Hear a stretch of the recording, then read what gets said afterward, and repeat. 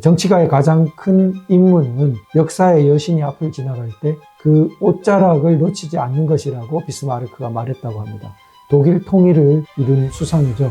그것처럼 역사의 순간은 그렇게 자주 오지 않습니다. 우리가 그때 반드시 역사의 임무를 잊지 말고 자유통일의 사명을 실현해야 된다는 것 거듭 마음에 새겨야 될 것 같습니다. 네, 여러분 안녕하십니까? 자유교양 청년 워크샵 제10편입니다. 미국의 랜드 연구소의 북한 급변 사태를 다룬 랜드 보고서를 가지고 우리 한반도가 문명 전쟁의 최전선에 서 있다는 내용을 가지고 살펴보도록 하겠습니다. 우리 대한민국은 영국에서 비롯된 근대 자유문명, 자, 우리 영국의 근대 자유문명, 자유민주 정치체제는 서양의 원리를 흡수한 거죠. 기독교, 즉 헤브라이즘이라고 말해지는 근동 문화를 다 흡수했고, 그리고 그리스 로마로 대표되는 또 다른 헬레니즘이라고 불리는 문명 흐름까지 흡수했습니다. 그리고 자신들의 고유한 게르만적인 보통법적 법치의 요소까지 결합시켜서 근대 자유민주 정치체제를 확립하고, 이것이 더 큰 신대륙 미국에 가서 더 큰 규모로 꽃 피어서 세계의 영미법이 확산되고, 그리고 자유민주 정치체제가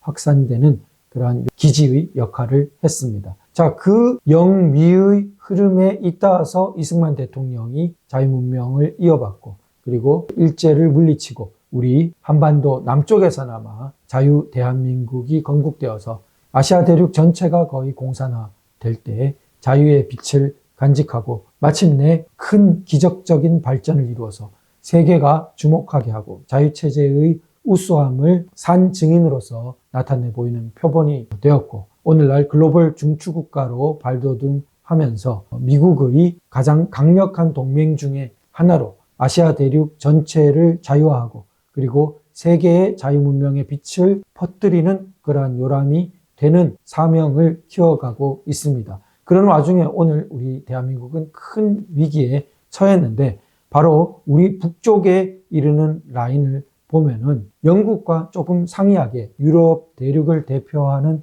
프랑스는 프랑스 혁명에서 영국과 비슷한 자유민주적인 요소도 있고, 그것과 달리 아주 전복적인 도덕 자체를 해체하고 도덕을 인간이 구성할 수 있다고 생각하고, 그러한 합리주의의 극단에 서서 사회 전복적인 흐름이 프랑스 혁명에서 강하게 후반부로 갈수록 나타났습니다. 이 프랑스 혁명의 전복적인 요소는 동쪽으로 전해지는데, 독일에 있어서도 강한 집산주의를 낳고, 그리고 러시아에 이르러서는 마침내 최초의 소비에트 혁명을 성공시키게 되고, 그 러시아 대륙을 진지로 해서 세계 전체의 공산화의 흐름을 마구 확산하는 20세기의 초거대 역사를 쓰게 됩니다. 마침내 냉전을 거쳐서 소비에트 러시아는 해체되었지만 아직도 그 잔영은 많이 남아있고, 푸틴의 러시아는 아직 완전히 자유민주화되지 못하고 전체주의적인 모습을 상당히 가지고 있고, 중국은 더 말할 나위 없이 일당 독재로서 그 당시 공산화 이후의 길을 계속하고 있고, 가장 극악한 체제로는 북한, 우리 평양이 남아 있습니다. 그렇게 보면은 우리는 서쪽으로 전해진 문명의 좋은 횃불을 이어받았고, 휴전선 이북에는 위태로웠던 프랑스 혁명의 요소들이 동쪽으로 갈수록 더욱 극악하게 나빠지면서 주체사상에 이르러 북한의 가장 비인간적인 정치범 수용소와 온갖 인권 탄압 체제에 이르러서는 최극악한 체제의 모습으로 우리 북쪽에 대결하고 있습니다.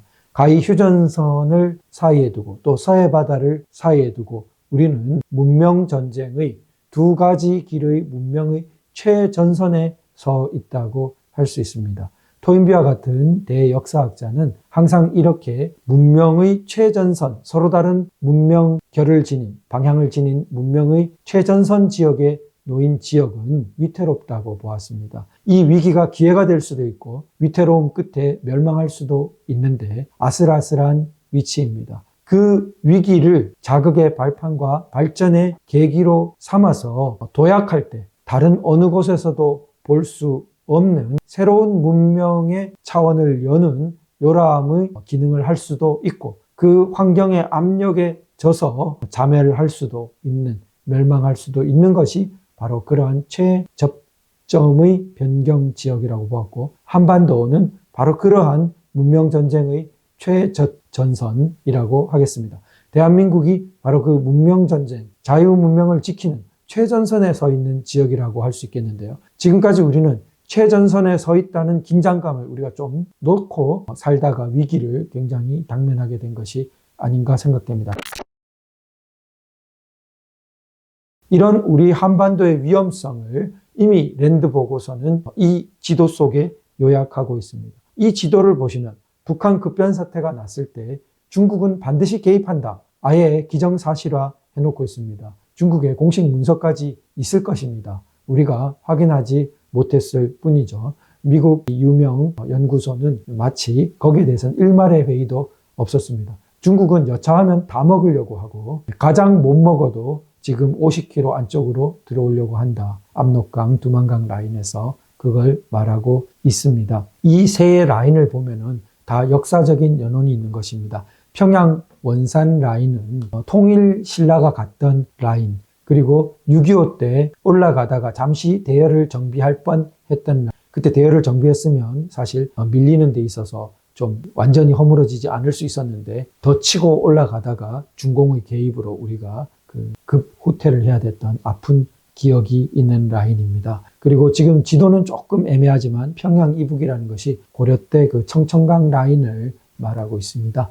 그리고 세 번째 압록강 라인이 우리 현재 국경인데 압록강보다 더 밑으로 들어와 있는 조선 초기에 소위 사군 육진인가요? 개척되기 전에 그 라인으로 우리가 볼 수 있습니다. 중국은 이 역사를 다 알고 있고 단계적으로 다 먹거나 아니면은 평양 원산 라인으로 먹거나 청천강 라인으로 먹거나 그리고 조선 초기 라인으로 먹거나 다 내준다는 것은 자기들 안중에 제일 없는 일이라고 그렇게 보고서는 평가하고 있습니다. 우리가 이 북한 전역을 우리 헌법처럼 한반도는 전체가 대한민국의 영토죠. 실효적으로 우리의 주권이 미치지 못할 뿐이지 규범적으로는 우리의 영토입니다. 이것을 자유통일을 실현하자면은 랜드 보고서가 제안하고 있는 것은 공수 부대가 급변 사태 시 압록강 이 국경 라인으로 급히 날아가서 난민 사태를 막겠다는 명분으로 국경지대에 여러 가지 캠프를 설치하고 그러면은 중국 군대가 충돌을 우려해서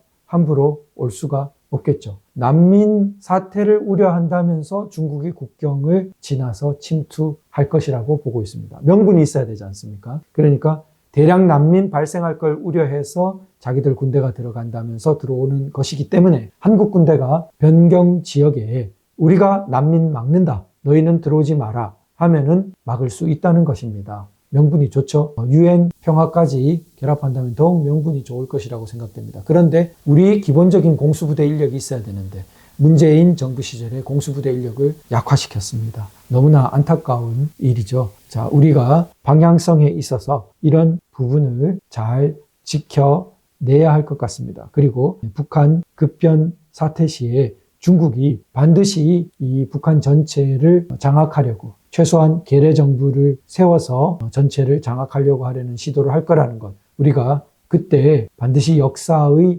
임무를 잊지 말고 자유통일의 사명을 실현해야 된다는 것. 거듭 마음에 새겨야 할 것 같습니다. 정치가의 가장 큰 임무는 역사의 여신이 앞을 지나갈 때 그 옷자락을 놓치지 않는 것이라고 비스마르크가 말했다고 합니다.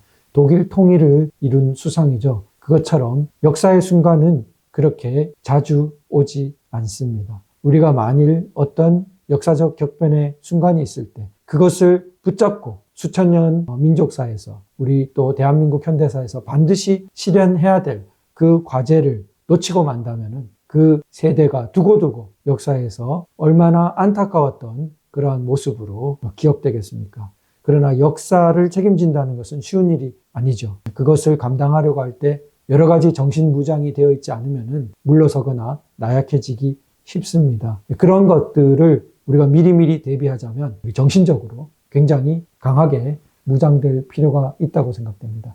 그 정신적인 무장은 결코 전체주의적인 무장이 아니라 우리 개인적으로 삶을 잘 살아가고자 하는 이상적이면서 동시에 현실적인 그러한 모습 속에 담겨 있다고 보입니다. 그러자면 우리가 어떻게 해야 될까? 그 실천에 대해서는 이제 마지막으로 다음 강의에서 실천 이야기를 가지고 마치도록 하겠습니다. 감사합니다.